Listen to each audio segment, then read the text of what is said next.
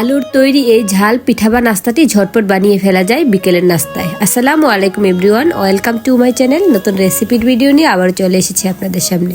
আজ নিয়ে এসেছি আলুর ঝাল পিঠা বা চিপস। অবশ্য এটাকে আমি চিপস বলি, যেহেতু একেবারেই কুড়মুড়ে হয় সেহেতু এটাকে আমি চিপসই বলি।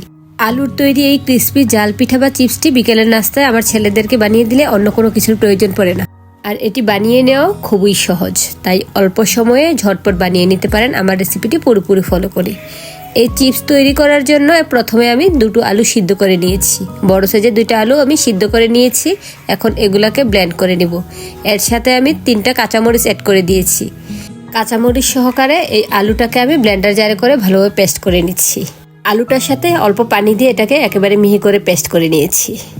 এখানে আমার পানি সহকারে পেস্ট করে নেওয়ার পর প্রায় 1.5 কাপ পরিমাণ হয়েছে। এখন চুলায় চলে আসছি। চুলায় একটি প্যান বসিয়ে দিলাম। এখন প্যানের মধ্যে পেস্ট করে রাখা আলুর পিউরিটা দিয়ে নিচ্ছি। একেবারে স্মুথলি পেস্ট করেছি। এখন এর সাথে আমি প্রয়োজনীয় উপকরণগুলো অ্যাড করছি। এখানে আমি 1/2 চা চামচ আদা পেস্ট দিয়েছি।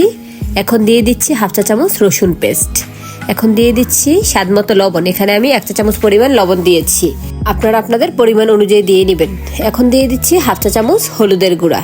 ঝালের জন্য এখানে আমি 3টি কাঁচামরিচ ব্লেন্ড করে নিয়েছি। তারপর এখানে আবারও দিয়ে দিচ্ছি 1/2 চা চামচ পরিমাণ মরিচের গুঁড়া। এখন দিয়ে নিচ্ছি 1/2 চা চামচ জিরা গুঁড়া।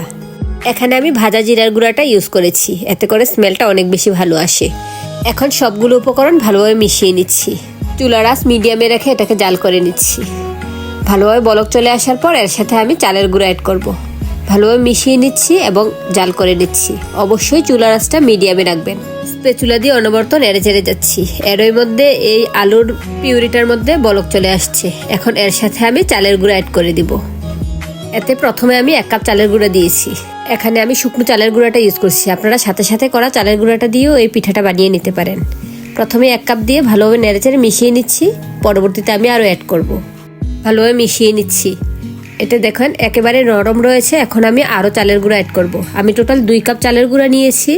দেখি এর মধ্যে থেকে কতটুকু লাগে। এখন আরও 1 কাপ থেকে অর্ধেক পরিমাণে দিয়েছি। এখন আবারও স্প্যাচুলা দিয়ে ভালোভাবে মিশিয়ে নিচ্ছি। আর এই ব্যাটারটা একেবারে শক্ত হবে। একেবারে শক্ত করে এই ব্যাটারটা তৈরি করে নিতে হবে, কারণ একেবারে শক্ত ডোটা দিয়েই আমি এই পিঠাগুলো ভালোভাবে বানিয়ে নিতে পারবো। বাকি যে 1/2 কাপ চালের গুঁড়া রেখেছিলাম সেটাও দিয়ে দিয়েছি। এখন স্প্যাচুলা দিয়ে আবারও ভালোভাবে মিশিয়ে নিচ্ছি। এই ডোটা একেবারে শক্ত করব, সেই জন্য এখানে আমি 2 কাপ দিয়েছি। আপনারা কম বেশি দিতে পারেন, কারণ আপনারা কতটুকু পরিমাণে পানি দিয়ে আলুটা ব্লেন্ড করবেন এটা আপনাদের উপর ডিপেন্ড করবে। এখানে আমি ধনিয়া পাতা দিয়েছি। এখন চুলার আঁচটা আমি বন্ধ করে দিয়েছি। এই মুহূর্তে আমি ধনিয়া পাতাটা অ্যাড করেছি, কারণ এই মুহূর্তে ধনিয়া পাতাটা অ্যাড করলে ধনিয়া পাতার পারফেক্ট ফ্লেভারটা পাওয়া যাবে। চুলার আঁচ বন্ধ করে কিছুটা ঠান্ডা হওয়ার পর আমি হাত দিয়ে ভালোভাবে এটাকে মথে নিয়েছি। দেখুন কতটা শক্ত রেখেছি এই ডোটা। এখন এখান থেকে 1 মুঠো পরিমাণে নিয়েছি। এটা দিয়ে এখন একটা রুটি বানিয়ে নিব। রুটি বানাচ্ছি কারণ পিঠা বা চিপসগুলো বানানোর জন্য প্রথমে আমি রুটি আকারে বেলে নিচ্ছি। এটাকে ভালোভাবে মথে নিচ্ছি। তারপরে একেবারে পাতলা করে একটা রুটি তৈরি করে নিচ্ছি। যতটুকু সম্ভব পাতলা করে এই রুটিটা বেলে নিতে হবে। আমি উপর দিয়ে শুকনো চালের গুঁড়া ছিটিয়ে এটাকে বেলে নিচ্ছি।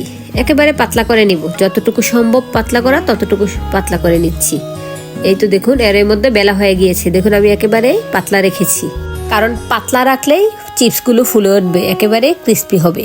এই চিপসগুলো কেটে নেওয়ার জন্য এখানে আমি কুকি কাটার ইউজ করছি। আপনারা স্কোয়ার করে কেটে সাইডগুলো ডিজাইন করে নিতে পারেন, তবে একেবারে সহজভাবে আমি বানাচ্ছি। কুকি কাটার দিয়ে এটাকে রেডি করে নিচ্ছি, কারণ স্কোয়ার করে কাটার পর ডিজাইন করতে একটু সময় লাগবে। যেন অল্প সময় বানাতে পারি সেজন্য এখানে আমি কুকি কাটার ইউজ করছি। আপনাদের হাতের নাগালে কুকি কাটার না থাকলে আপনারা স্কোয়ার করে কেটে সাইডগুলো ডিজাইন করে নিলে একেবারে পারফেক্ট হবে। অবশ্য ডিজাইন ছাড়াও এটা বানাতে পারেন, তবে দেখতে সুন্দর দেখানোর জন্য সাইডের ডিজাইনগুলো থাকলে ভালো লাগে। আমি একই রকমভাবে সবগুলোই কেটে নিচ্ছি। এখানে স্কোয়ার ডিজাইনের চিপস বা পিঠাটা আমি কেটে নিচ্ছি। আপনারা গোল ডিজাইনেরও কেটে নিতে পারেন। আর আপনারা যদি এটা বানিয়ে থাকেন তাহলে রুটিটা একেবারে পাতলা করে বানাবেন, এতে করে একেবারে পারফেক্টলি ফুলে উঠবে। দেখুন কুকি কাটার দিয়ে কাটছি, সেজন্য একেবারেই সহজেই কেটে নিতে পারছি। অল্প সময়ে পিঠাগুলো তৈরি করা যাচ্ছে। আপনারা আমার রেসিপিটি ফলো করে এই চিপসটি বানিয়ে নেবেন, তাহলে আপনার ফ্যামিলির ছোট সদস্যগুলো একেবারে খুশি হবে। আমি সবগুলো বানিয়ে নিয়েছি। এখন এগুলাকে আমি একটা তাওয়াতে হালকাভাবে ছেঁকে নিচ্ছি। চুলার আঁচ একেবারে লতে রেখে এখানে আমি ছেঁকে নিচ্ছি। এভাবে ছেঁকে এটাকে রোদে শুকিয়ে আপনারা সংরক্ষণ করতে পারেন বেশ কিছুদিন। তবে এখানে ছেঁকে আমি আজ সাথে সাথে সবগুলো পিঠা বানিয়ে নিব। এখানে ছেঁকে নেওয়া শেষে আমি আবার তেলে ভেজে নিব। আর আপনারা যদি সংরক্ষণ করতে চান তাহলে এভাবে হালকা ছেঁকে তারপরে ভালোভাবে রোদে শুকিয়ে নেবেন। একেবারে ভালোভাবে রোদে শুকিয়ে এয়ারটাইট বক্সে করে বেশ কিছুদিন পর্যন্ত এটাকে সংরক্ষণ করে রাখতে পারবেন। এপাশ ওপাশ হালকাভাবে ছেঁকে আমি তাওয়া থেকে তুলে নিচ্ছি। আমি এই পিঠা বা চিপসটাকে সংরক্ষণ করব না, সাথে সাথে ভেজে নিব, কারণ এটা আমি অল্প করে বানাই, সাথে সাথে বানাই, আমার ছেলেরা সাথে সাথে খেয়ে নেয়। এখন এটাকে তেলে ভেজে নিব। চুলায় প্যানে তেল বসিয়ে একে একে আমি পিঠাগুলো দিয়ে দিচ্ছি। এই তেলে ক্রিস্পি করে ভেজে নিয়ে এটাকে এয়ারটাইট বক্সে করে রাখলে 1 সপ্তাহ পর্যন্ত এগুলা একেবারে ক্রিস্পি থাকে। সেজন্য আমি আজ সাথে সাথে সবগুলো ভেজে নিচ্ছি।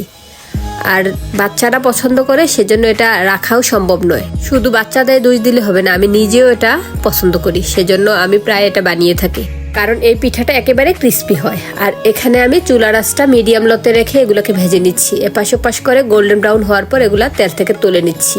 এর মধ্যে ভাজা হয়ে গিয়েছে, একই রকম ভাবে আমি সবগুলোই ভেজে নিয়েছি। আর এই চিপস বা পিঠাগুলো একেবারে ক্রিস্পি হয়েছে। আপনারা আমার রেসিপিটি ফলো করে একবার বানিয়ে খাবেন, তাহলে আপনারা এর প্রেমে পড়ে যাবেন। আর যদি বানিয়ে থাকেন তাহলে আমাকে কমেন্টে জানিয়ে দিবেন আপনাদের এই পিঠাটি খেতে কেমন হয়েছে। আশা করি ভিডিওটি ভালো লেগেছে। আবার চলে আসবো অন্য কোনো নতুন ভিডিও নিয়ে। আজ তাহলে এ পর্যন্ত। আল্লাহ হাফেজ, আসসালামু আলাইকুম।